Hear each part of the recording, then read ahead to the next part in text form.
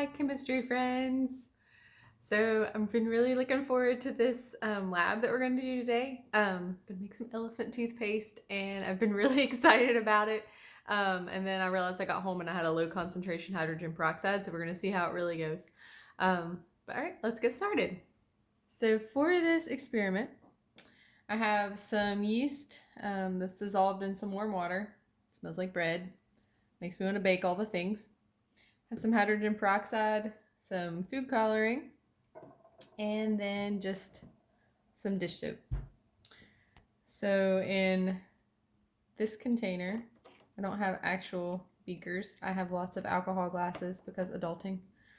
So there's just some peroxide in here. I'm going to add a few drops of dish soap, and I'm going to stir that up.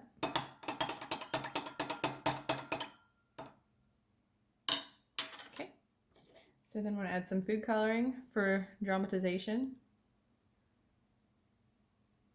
And I like purple, so I'm going to make purple colored. And food coloring is surprisingly difficult to obtain in South Mississippi. So I had to find the gel kind, so it's a little different. All right. So to this concoction, we are going to add the yeast, and that yeast is going to act as a catalyst, and hopefully we're going to see a cool reaction.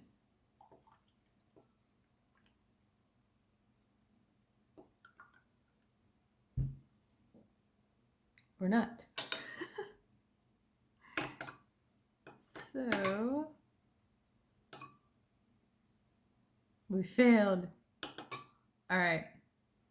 So I did not make anything more than a really smelly peroxide yeasty concoction that didn't really do much there. That's disappointing. I'm gonna have to go buy some industrial strength peroxide now. So I think that this probably didn't really work out because the peroxide that I do have is only 3%. And really for this experiment, you would need like a 30% peroxide. I did not have that on hand. So in theory, this should create a foam and bubble up out of the glass and make a mess and be super awesome, but it did not, as you can see. We have a couple little bubbles on top, but that's about it. So this reaction should have been a good demonstration of an exothermic reaction. Like I said, it should have foamed up and made like a toothpaste situation. And what really happens, that yeast acts as a catalyst and causes the hydrogen peroxide to break down into water and oxygen. And because you have that soapy water, it's going to trap the oxygen bubbles in the soapy water. And because of the creation of all the oxygen, it's going to expand because gases take up a lot of space. So it's going to expand and come up out of that container.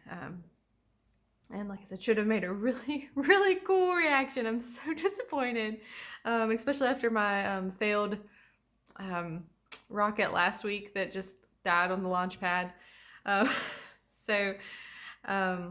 this is, like I said earlier, it's an exothermic reaction. So it actually is warmer, which I guess that does show something happened.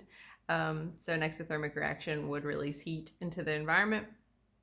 And obviously, if I would have had that higher concentration peroxide, this would have actually worked.